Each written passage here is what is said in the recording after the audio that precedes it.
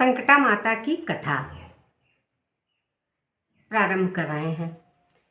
एक अंधी बुढ़िया थी। उस बुढ़िया का एक जवान बेटा था जिसका नाम रामानाथ था। वह जीविका के लिए परदेश चला गया था। पुत्र के विदेश गमन के पश्चात उसकी बूढ़ी माँ बहुत ही चिंतित एवं दुखी रहा करती थी। उसकी चिंता का विशेष कारण यह था कि उसकी पुत्र वधू पतोह उसे प्रातःकाल नित खरी खोटी बातें सुनाया करती थी। उस अत्यधिक चिंतित और उदास भाव से घर से बाहर स्थित एक कुएं की जगत पर बैठकर आंसू बहाया करती थी। बुढ़िया का यह क्रम बराबर चलता रहा। एक दिन उस कुएं में से दिए की माँ नामक एक स्त्री निकली और उस बुढ़िया से पूछा, ओ बूढ़ी माँ, इस तरह से बैठकर नित्य प्रतिदिन क्यों रोती रहती हो? नित्य प्रतिदिन क्यों रोती रहती हो? तुम्हें किस बात का कष्ट है? तुम अपना दुख मुझसे बताओ, मैं तुम्हारे दुख को दूर करने का भरसक प्रयत्न करूंगी। बुढ़िया ने उस स्त्री से ऐसे प्रश्न सुनकर भी उसका कोई जवाब नहीं दिया। उसी तरह बैठकर रोती रही। दिए की माँ द्वारा बार बार एक ही प्रश्न दोहराए जाने से वह बुढ़िया झुलझुला उठी। उस बुढ़िया ने दिए की माँ से कहा, तुम मुझसे बारंबार ऐसा क्यों पूछ रही हो? क्या सचमुच ही तुम मेरा दुख जान लेने के पश्चात उसे दूर कर सकती हो? बुढ़िया की बात सुनकर दिए की माँ ने उसे उत्तर दिया, मैं अवश्य ही तुम्हारे कष्टों को दूर करने का प्रयत्न करूंगी। बुढ़िया ने दिए की माँ का ऐसा आश्वासन पा करके कहा, मेरा बेटा कमाने के विचार से परदेश चला गया है। उसकी अनुपस्थिति के कारण मेरी बहू मुझे हमेशा भला बुरा कहकर कोसती रहती है। मेरे दुख का यही मात्र एक कारण है। बुढ़िया की बात सुनकर दिए की माँ ने उससे कहा, यहाँ के वन में संकटा माता रहती हैं। तुम अपना दुख उन्हें सुनाकर कष्ट से छुटकारा पाने के लिए विनती करो। वे बहुत ही दयालु हैं। उन्हें दुखियों से बहुत अधिक सहानुभूति है। वे निसंतानों को संतानवान, निर्धनों को धनवान, निर्बलों को गुणवान और अभागों को भाग्यवान बनाती हैं। उनकी कृपा से सौभाग्यवती स्त्रियों का सौभाग्य अचल होता है। कुमारी कन्याओं को उन्हें इच्छित वर की प्राप्ति होती है। रोगी अपने रोग से मुक्त हो जाता है। इसके अतिरिक्त और भी जो मनोवांछित हो उन सभी को पूरा करती हैं, इसमें कोई संदेह नहीं है। दिए की माँ से ऐसी विलक्षण बात सुन करके बुढ़िया संकटा माता के पास गई और उनके चरणों पर गिरकर दंडवत करके विलाप करने लगी। संकटा माता ने दयार्द होकर के बुढ़िया से पूछा, बुढ़िया माँ, तुम किस दुख के कारण बारंबार रोती रहती हो? बुढ़िया ने कहा, हे माता, आप तो सब कुछ जानने वाली हो। आपसे कुछ भी छिपा नहीं है। आप मेरे दुखों को दूर कर दे तो मैं आपकी करुणा गाथा आपको सुनाऊं। उसकी बात सुनकर संकटा माता ने कहा, तुम पहले मुझे अपना दुख तो बताओ। दुखियों का दुख दूर करना ही मेरा काम है। संकटा माता की ऐसे कहने पर बुढ़िया ने कहा, मेरा लड़का परदेश चला गया है। उसके घर में न रहने से मेरी बहू मुझे तरह तरह की बातें सुनाया करती है। उसकी बातें सहन करने के योग्य नहीं होती। इसी कष्ट के कारण मैं विवश होकर के बारंबार रोया करती हूँ।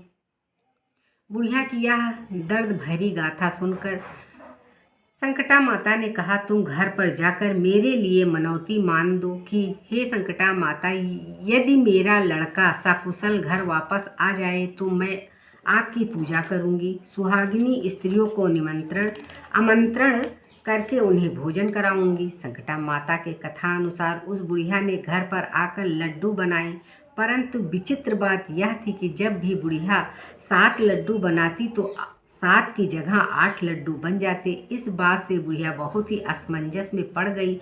ऐसा होने का क्या कारण था? कहीं मेरी गलती से गिनती करने में कोई भूल तो नहीं हो जाती, अथवा अपने आप 8 लड्डू बन जाने का कोई अन्य कारण है? इसी समय वृद्धा स्त्री के वेश में माता संकटा प्रकट हुई और बुढ़िया से कहा, क्यों बुढ़िया, आज तुम्हारे यहाँ कोई उत्सव है क्या?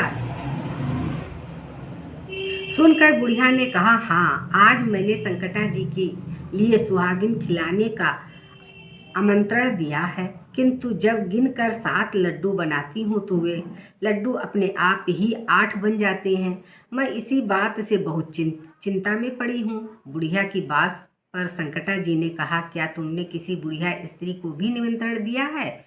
बुढ़िया कहने लगी, नहीं, मैंने तो ऐसा नहीं किया है, परंतु तुम हो कौन?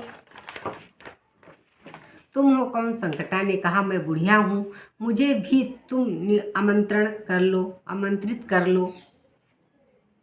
ऐसा बात सुनकर बुढ़िया ने उस संकटा रूपधारी बुढ़िया को भोजन के लिए निमंत्रण कर लिया। इसके बाद बुढ़िया के घर पर सभी आमंत्रित सुहागिनों आ पहुंची और बुढ़िया ने सबको लड्डू तथा अन्य मिठाई आदि का भोजन कराया। इससे माता संकटा की कृपा से उस रमानाथ के मन में अपनी माता एवं पत्नी से मिलने की प्रबल इच्छा उत्पन्न हुई। सुहागिनों के भोजन करते ही उस बुढ़िया का लड़का परदेश से अपने घर आ गया। इसके लड़के के आने की सूचना बुढ़िया को दी गई, लेकिन बुढ़िया अपने काम में लगी रही। उसने कहा, लड़के को बैठने दो, मैं सुहागिनों को जिमा कर आती हूँ। लड़के के बहू ने पति आगमन का समाचार पाकर पति के स्वार्थार्थ वहाँ से परंतु प्रस्थान कर दिया। लड़के ने अपनी बहू को देख करके मन में विचार किया कि मेरी पत्नी को मेरे प्रति कितना प्रेम है, जो खबर पाते ही मुझसे मिलने के लिए चली आई। परंतु मेरी माता को मुझ पर जरा भी स्नेह नहीं है, क्योंकि खबर पाकर भी माता ने आने की बात न सोची। जब पूजा का काम समाप्त हो गया और अब सब सुहागिन भोजन करके अपने घरों को लौट गई, तो बुढ़िया अपने बेटे से मिलने के लिए उसके पास आ पहुंची। माँ के आने पर लड़के ने पूछा, माँ, तुम अब तक कहाँ रही? माँ ने उत्तर दिया, बेटा, तुम्हारी कुशलता के लिए ही मैंने संकटा माता से मनौती मानी थी और उसी को पूरा करने के लिए सुहागिन जिमा रही थी। संकटा माता की कृपा से लड़के का मन अपनी स्त्री से हट गया। उसने माँ से कहा, माँ, या तो मैं ही रहूँगा या यही रहेगी। बुढ़िया ने कहा, बेटा, तुम्हें तो मैंने बड़ी कठिन तपस्या से पाया है, इसलिए तुम्हें मैं कैसे छोड़ सकती हूँ। तुम्हारे लिए चाहे बहू का भी त्याग करना पड़े तो मैं कर सकती हूँ। अतः लड़के ने अपनी स्त्री को घर से निकाल दिया। बहू घर से निकलकर बाहर आई और बहुत ही दुखी मन से एक पीपल के पेड़ पर चढ़कर बैठ गई और वहीं रोने लगी। उसी समय एक राजा उधर से जा रहा था। उसको रोते देख करके राजा ने पूछा, तुम क्यों रो रही हो? उसने अपनी सारी बातें राजा को बता दी।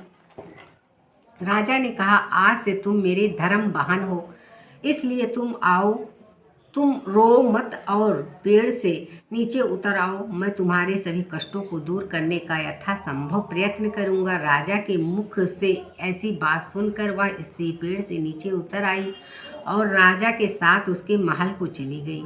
घर जा करके राजा ने अपनी रानी से सारा वृत्तांत कह सुनाया और रानी को संबोधित करते हुए कहा, देखो, यह आज से मेरी धर्म बहन है, इसको किसी प्रकार का कष्ट नहीं होना चाहिए। राजा के यहाँ पहुंचकर फिर उस रमानाथ की स्त्री ने संकटा माता के नियमित सुहागिन को बुला करके भोजन कराया। लड्डू बांधकर रानी को भी न्योता दिया। जब सभी सुहागिन लड्डू खाने लगी तो रानी ने कहा, मुझे तो रबड़ी, मलाई तथा मिष्ठान भी हजम नहीं होते, तो फिर ये पत्थर सरीखे कठोर लड्डू कहाँ से हजम होंगे? ऐसा अवहेलना पूर्वक बातें कह करके रानी ने लड्डू खाने से इनकार कर दिया। संकटा माता से सुहागिनों के खाते ही खाते उसी स्त्री का पति अपने घर से उनको लेने के लिए आ गया। यहाँ आकर अपनी पत्नी को माता संकटा की पूजा करते हुए उसने देखा। संकटा माता को हाथ जोड़ करके उसने अपनी पत्नी से कहा, प्रिय, मेरे अपराध को क्षमा करो। पत्नी ने कहा, पतिदेव, यह सब प्रबंध से ही होता है, इसमें किसी का कोई दोष नहीं है। आप मेरे ईश्वर रूप हैं, मेरी ही अपराधों को आप क्षमा करें। यूँ कह करके उन दोनों से मिलकर माता की सविधा पूजा की समाप्ति होने पर वे दोनों स्त्री पुरुष प्रसाद खा पी कर अपने घर जाने के लिए तत्पर हुए। जाते समय बहू ने उस स्त्री से कहा, मुझको जब दुख पड़ा तो मैं अपने धर्म भाई के साथ तुम्हारे घर चली आई, और यदि तुमको भी किसी तरह का कष्ट पड़े तो तुम भी मेरे यहाँ निसंकोच भाव से चली आना। ऐसा कह करके बहू अपने पति के साथ राजा के घर से विदा हो गई। संकटा माता का निरादर करने के कारण रानी पर संकटा माता का कोप हो गया और बहू के जाने के बाद ही उसका सारा राज्य तहस नहस हो गया। ऐसी विपत्ति पड़कर रानी ने राजा से कहा, ना मालूम वह तुम्हारी धर्म बहन कैसी थी कि उसके यहाँ से जाते ही यहाँ पर सब कुछ नष्ट भ्रष्ट हो गया। राजा ने रानी से कहा, वह जाते समय कह गई थी कि मेरे ऊपर कष्ट पड़ने से मैं तुम्हारे यहाँ आई, और कदापि तुम्हारे ऊपर जब भी कोई कष्ट आ पड़े तो मेरे घर चली आना, इसमें जरा भी संकोच न करना। इसलिए अब हम लोगों को उसके घर चलना चाहिए। ऐसा निश्चय करके राजा रानी दोनों ही अपने धर्म बहन के घर गए। वहाँ जाकर रानी ने कहा, बहन तुमने हमारे यहाँ ऐसा क्या कर दिया कि तुम्हारे आते ही हमारी सारी संपत्ति नष्ट हो गई और हम लोग बहुत ही परेशानी में पड़ गए। रानी की ऐसी बात सुन करके उसने कहा, बहन मैं तो कुछ नहीं जानती, मेरी कर्ता धर्ता तो सब कुछ संकटा माता ही है, उसके अतिरिक्त और कोई दूसरा नहीं है। इसलिए मेरी राय से तुम भी संकटा माता से अपनी भूलों के लिए क्षमा याचना करो। उन्हीं की मनौती से तुम्हारा सारा काम बन जाएगा और तुम्हारा बिगड़ा हुआ दिन सुधर जाएगा। उसके कथा अनुसार रानी ने श्रद्धा भक्ति से संकटा माता जी का व्रत किया और सुहागिनों को जिमाया तथा अनजान में हुई अपनी भूल के लिए संकटा माता को बारंबार क्षमा मांगी। रानी के ऐसा करते ही संकटा माता प्रसन्न हो गई। रात में रानी को स्वप्न दिया कि तुम दोनों कल सुबह अपने घर को चले जाओ, वहां जाकर मेरी पूजा और व्रत करना तथा मेरे नियमित सुहागिन को जिमाना। ऐसा करने से तुम्हारा गया हुआ राजपाट तुम्हें फिर वापस मिल जाएगा। सुबह होते ही राजा रानी अपने घर को चले गए। घर आकर स्वप्न के अनुसार सब काम किए। ऐसा करने से उनका बिगड़ा हुआ दिन सुधर गया और सारा राजपाट मिल गया। वे लोग पहले की ही तरह राज्य का सुख भोगने लगे। संकटा माता के इन भक्तों की कथा को जो कोई सुने या सुनाए और नित्य प्रतिदिन जो उनकी पूजा पाठ तथा व्रत आदि करेगा, उसे किसी प्रकार का कष्ट नहीं उठाना पड़ेगा। उसकी सारी इच्छाएं निश्चित रूप से पूरी होंगी, इसमें किसी प्रकार का संदेह नहीं है। बोलो संकटा माता की जय, बोलो दुर्गा माता की जय। संकटा माता की कथा समाप्त हुई। धन्यवाद।